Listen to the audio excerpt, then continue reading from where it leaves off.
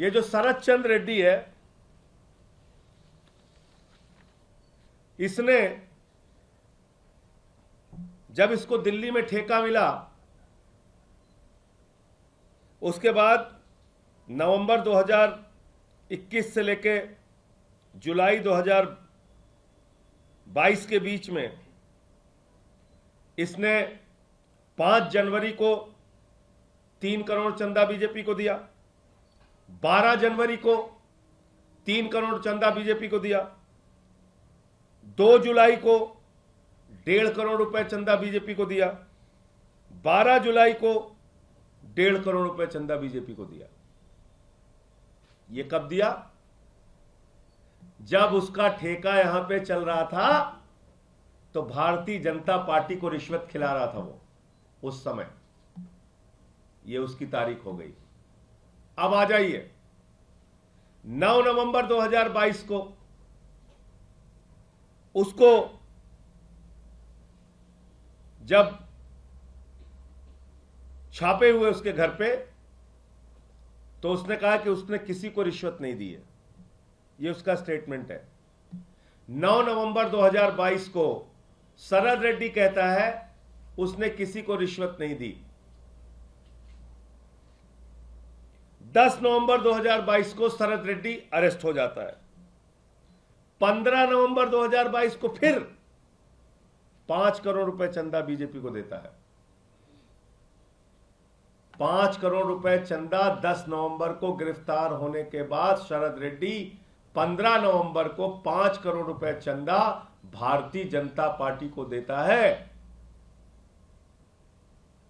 Party with the difference, दुनिया की सबसे बड़ी party,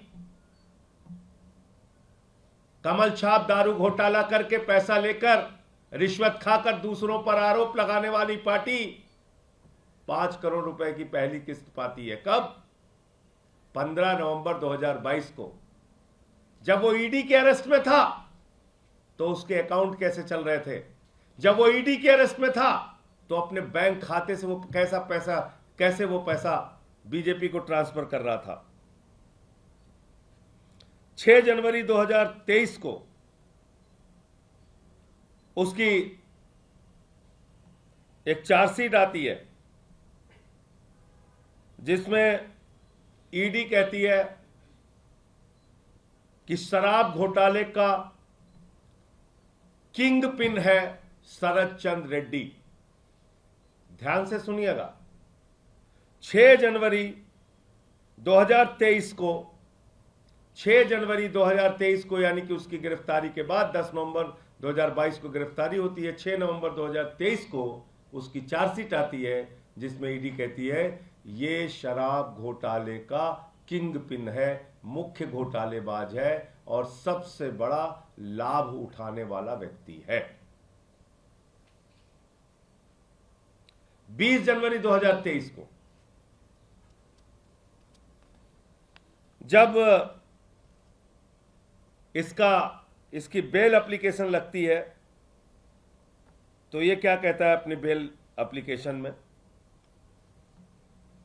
During the hearing of his bail application in Rouse Avenue Court, Sharad Chandra Reddy accuses ED of putting undue pressure and using force on him and his employees to sign pre-dictated statements. 20 जनवरी 2023 को शरद रेड्डी कहता है कि उसके ऊपर और उसके कर्मचारियों के ऊपर ईडी दबाव डाल रही है अपनी ओर से कहे गए और अपनी ओर से लिखे गए बयानों पर हस्ताक्षर करने के लिए, बयानों को देने के लिए। He claimed that the accusation of paying 100 crore bribe to Delhi government officials was baseless.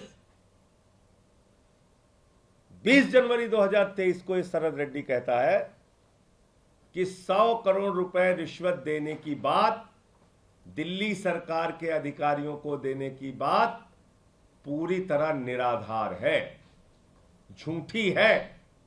उसकी बेल एप्लीकेशन तो पड़ी होगी, पढ़वा लीजिएगा, थोड़ा मेहनत कीजिए। मीडिया के लोग जैसे आम पूड़ी मिठाई पे इतनी मेहनत कर रहे हैं, थोड़ी मेहनत इस पे भी कर लीजिए।